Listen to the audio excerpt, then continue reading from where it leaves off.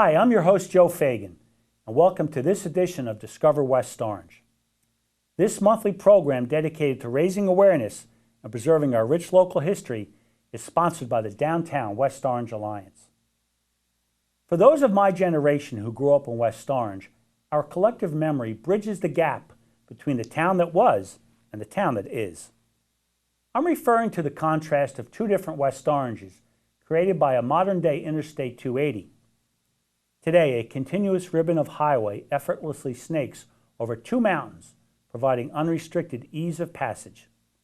But for me, and perhaps many others, it seems like only yesterday when West Orange remained untouched by the growing expanse of our nation's interstate highway system. The passage of time can sometimes distort our perception of memory that we dearly cling to as absolute reality. But I can still picture Prospect Avenue and Pleasant Valley Way with no overpasses. Residential homes line the bottom of Northfield Avenue and Mount Pleasant Avenue. The mountains of West Orange remain undisturbed as a natural, untouched canvas, just waiting for the stroke of an artist's brush. The change came quickly as progress and fate crossed paths with necessity and destiny. In less than a decade, West Orange residents saw a roadway carved from solid rock as it slowly appeared upon the pristine landscape. After the dust settled from blasting and drilling, a new West Orange emerged from the mountain, rising up to meet the needs of an ever-changing society dependent on transportation. It has now been 41 summers since New Jersey Governor William T. Cahill led the first motorcade over the mountain in West Orange to declare 280 open. West Orange certainly has seen many changes over the years, but perhaps none more remarkable than four cuts into two mountains with a deep 100-foot rock cut on the first mountain and a proposed tunnel that never was. The 280 Mountain Pass symbolically stands as a modern-day monument carved from rock to remind us not to take something as common as an interstate highway for granted. It may go unnoticed by some as it simply blends into the background of a now familiar landscape. But the story on how it got there and moving an entire mountain is an important part of West Orange history. On today's show, we will explore the complete history of Interstate 280 from concept to construction and better understand the controversy which caused several delays and lawsuits. Once plagued by funding problems, the highway remained uncompleted with an uncertain future and became a dangerous eyesore before finding its path to eventual completion. So stay tuned as we journey back into the recent past and resurrect the amazing backstory of one of our town's most misunderstood landmarks as we discover West Orange.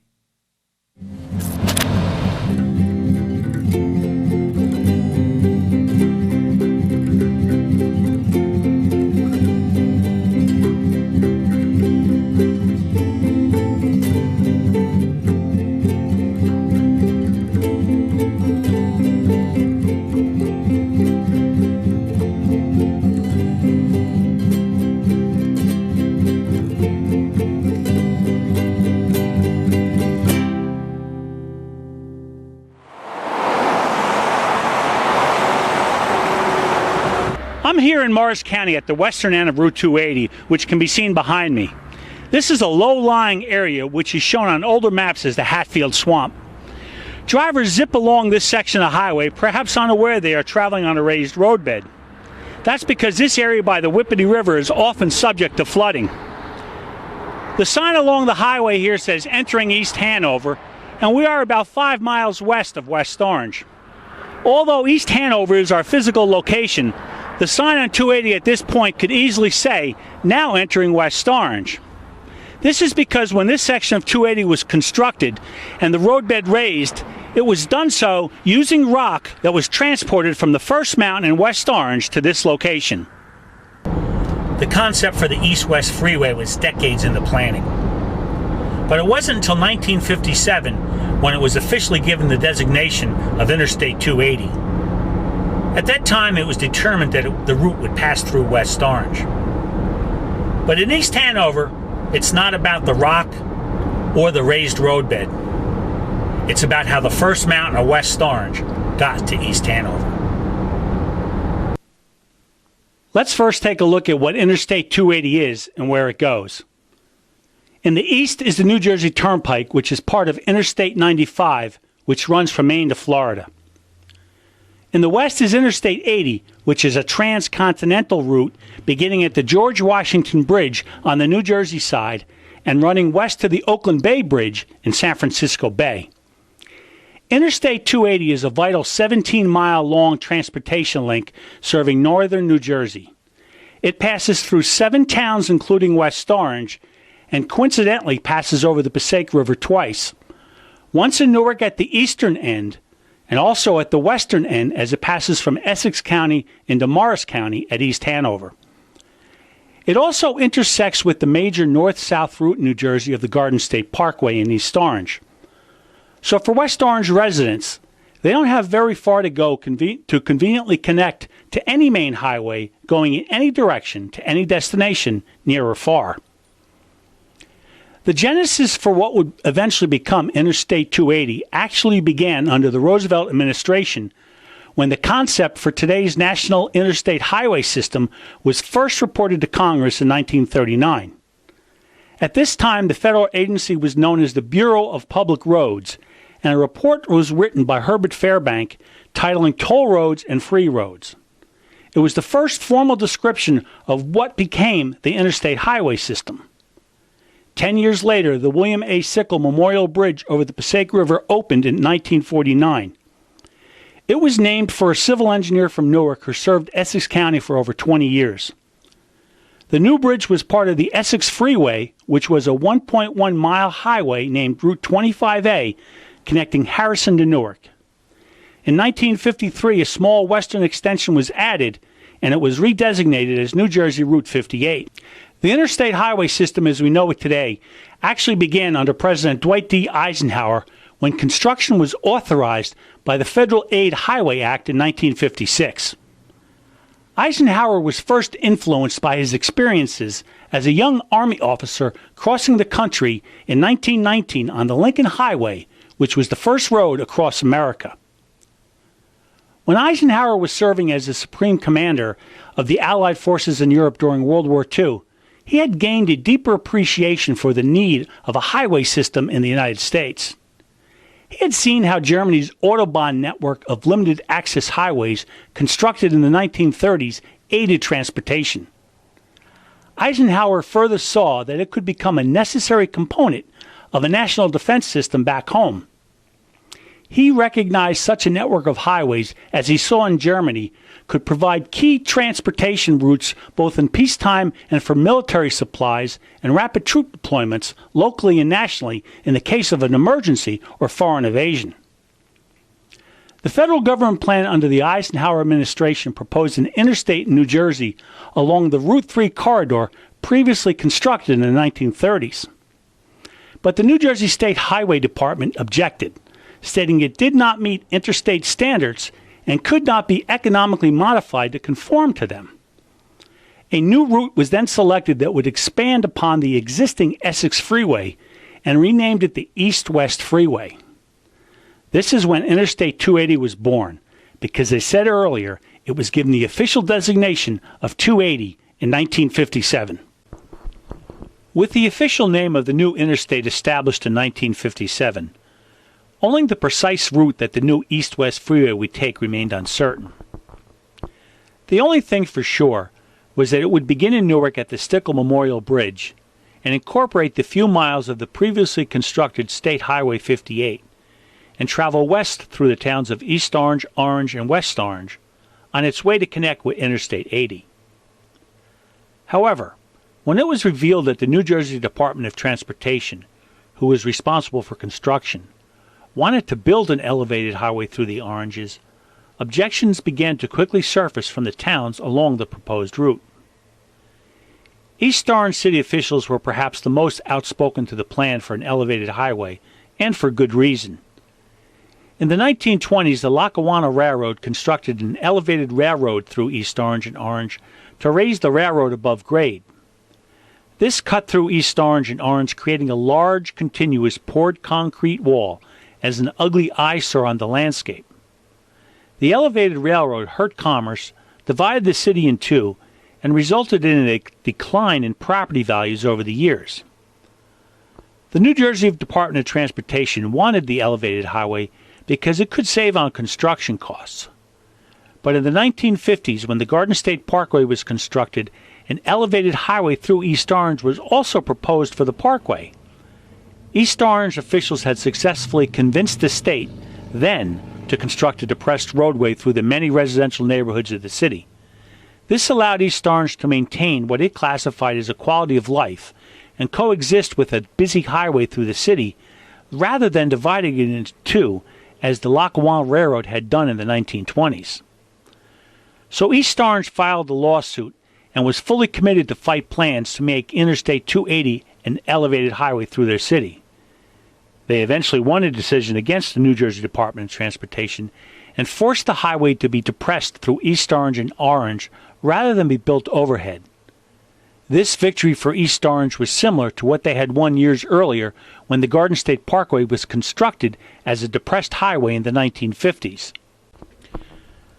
So as the new east-west corridor of Interstate 280 set its sights on expanding west from Newark through East Orange and Orange, the mountains of West Orange stood directly in its path and presented some challenges. A disagreement soon erupted on how to best ascend the first mountain in West Orange. The New Jersey Department of Transportation wanted to build the highway through an open rock cut, and this forced the town of West Orange to wage its own fight against them in their plans. An effort spearheaded by then West Orange Mayor James Sheeran sought to have the highway tunneled through the first mountain near Prospect Avenue. Mayor Sheeran had realized that there were several benefits to having a tunnel in West Orange. The town could retain the property rights above the tunnel and still collect revenue from property taxes. Sheeran also was a veteran of World War II, and he felt that the tunnel could be used as a fallout shelter during the height of the Cold War in an emergency.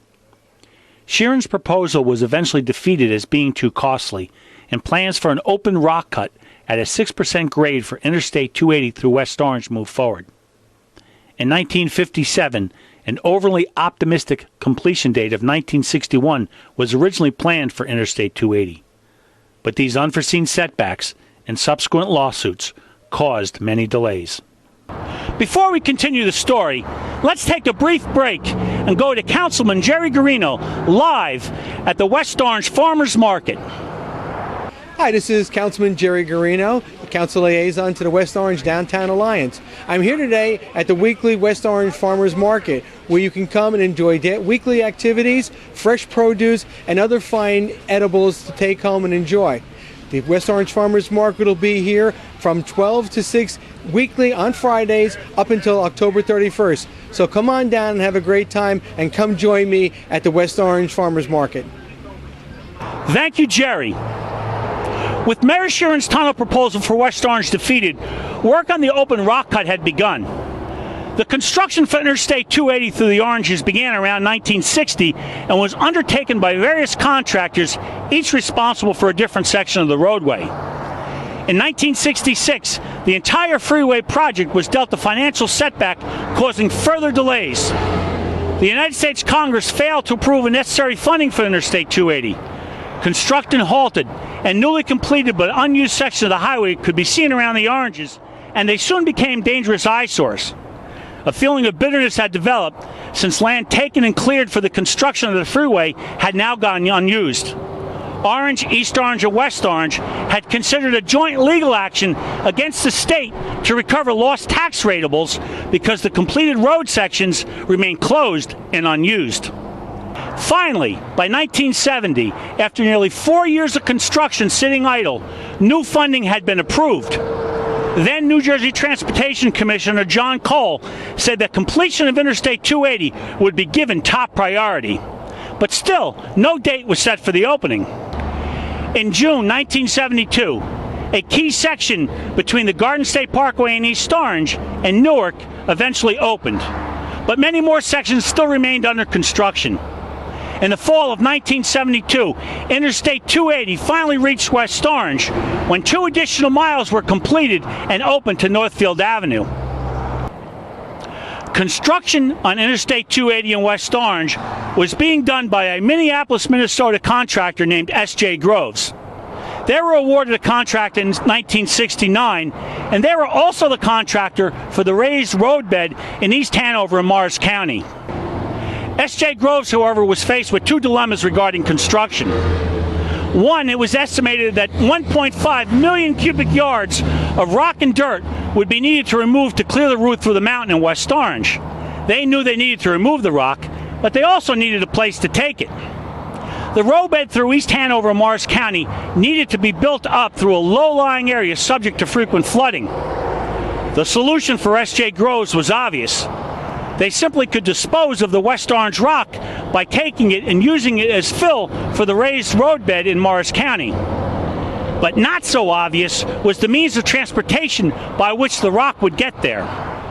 In many ways, this is where the most forgotten aspect of the construction of Interstate 280 begins, because moving the mountain from West Orange to East Hanover was no easy task.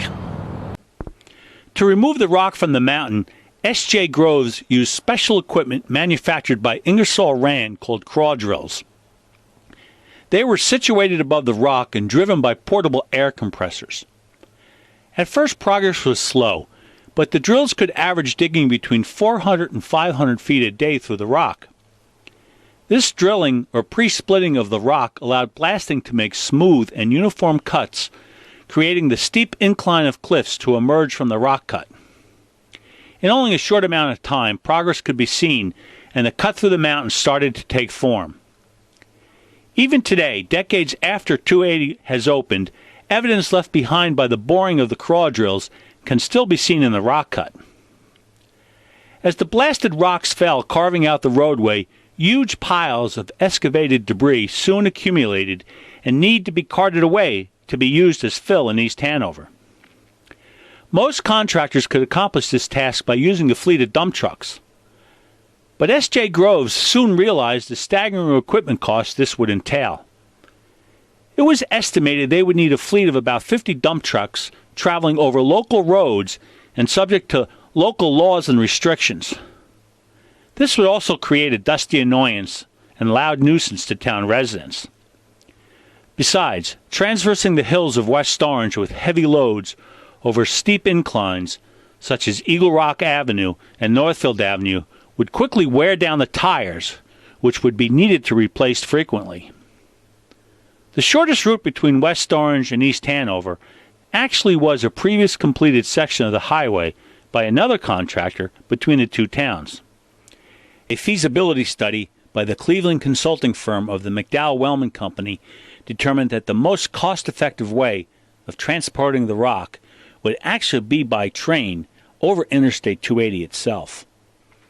After determining that a temporary railroad along 280 would be the most economical answer to moving the rock from West Orange, construction began immediately. Railcon Corporation of Plainfield, New Jersey, prefabricated sections of track and trucked them to the site. The sections of track were then quickly assembled, and it initially stretched for nearly 6 miles from West Orange to East Hanover. Eventually, as construction progressed, the 280 railroad grew in length to more than 11 miles. With the tracks in place, a rail connection was made with the Morristown and Erie Railroad, about a half-mile north of the current-day intersection of Eisenhower Parkway near the Roseland and Livingston border. In October of 1969, 2 General Electric U-33 diesel locomotives passed over this crossing to reach 280. To the passing motorists today, few realize that Interstate 280 still passes over the seldom-used rails of the Morristown and Erie Railroad, once used to deliver the diesel locomotive used in the very construction of 280. The locomotives used to haul the rock trains on the 280 Railroad were specifically built for S.J. Groves, which had their name boldly displayed on the side of both units, so all would know this was the S.J. Groves Railroad. One advantage to using a railroad to remove the rock to East Hanover was that trains could constantly run. The U-33 diesels could haul the rock fill in specially designed side dump cars that could hold 35 cubic yards each. There were 24 of these special side dump cars divided into 3 8-car trains. The plan was to always have one train in the loading zone, one train dumping rock in East Hanover, and another train coming back empty to West Orange for another load. Rail sidings were built along the route so trains traveling east and west could pass one another as needed. For anyone who has ever passed along the deep rock cut on the first mountain in West Orange, these pictures of trains moving the mountain are very recognizable locations. The completed rock cut is now used by thousands of motorists who pass along Interstate 280 daily. Each perhaps unaware that a mountain was once hauled away by train on the same roadbed now used as safe passage for both travel and commerce. Eventually, a total of 4 million cubic yards of excavated West Orange rock was hauled away as fill for the western sections of 280 in Morris County. After 10 years of construction, over 25 years of planning, and $186 million in expenses, New Jersey Governor William T. Cahill symbolically inserted a key and opened the East-West Freeway, better known as Interstate 280, on Friday, June 22, 1973. Eventually, another section was completed east from the Stickle Memorial Bridge in Newark to form a 17-mile interstate highway which now connects the New Jersey Turnpike with Interstate 80. Despite many delays and setbacks, the Orange Mountains that stood in its way ultimately proved to be no obstacle for a continuous concrete ribbon of interstate highway deeply interwoven into our own town history. It now permanently defines the landscape of modern-day West Orange for all of us that can appreciate its magnificent beauty. If anyone would like to contact the show, you can do so online. Here is my email address. It's very simple to remember, Joseph Fagan, my name, at westorangehistory.com. Or if you prefer the old-fashioned way, you can contact me via the Downtown West Orange Alliance at 66 Main Street in West Orange, and of course that's the same address as West Orange Town Hall. Traveling along Route 280 today, or any interstate, is an effortless task, and likely no one is thinking about how the highway was constructed or what it took to build it. But so often we are surrounded by history lying on the fringes of our daily life, even along the common and uninspiring byways of everyday travel. Certainly not everyone welcomed the construction of 280 and the change it brought. Some even may opine that it has left a deep scar on the landscape. I understand these feelings, since many people along the route were displaced and lost their homes when land was cleared for construction. Others saw their neighborhoods transformed practically overnight as 280 slowly took form as it boldly proclaimed its arrival. Many expressed objections and questioned the necessity as the new highway passed through the quiet and peaceful surroundings of West Orange. All were legitimate concerns and not without merit. It's not that they fell on deaf ears or were ignored by civic leaders. It's just that once the decision was made to build it and the route through West Orange chosen, there was little anyone could do to stop it. It has now been here for 41 years and is likely here to stay. I can still fondly recall walking on the unfinished roadbed and sneaking a peek at the progress. I also remember riding my bicycle on completed but unopened sections of what seemed like a ghost town highway to nowhere, wondering if it would ever open. But for me, in some mysterious and captivating way, I see 280 uniquely combining the elements of the past and the present and threading them together for the future. I've witnessed the past construction in my youth, and I understand the events that take us to the present. And 100 years hence, Interstate 280 will likely remain much as we see it today. I appreciate the grand magnificence, not of an ordinary common highway, but rather I marvel at the amazing feat it took to accomplish in moving a mountain which stood in its way. Others may disagree, but for all who can see its splendid beauty, it will forever bear timeless witness to the spirit of perseverance carved from the inner core of a West Orange mountain. For the Downtown West Orange Alliance, I'm Joe Fagan, and I'll see you on Main Street.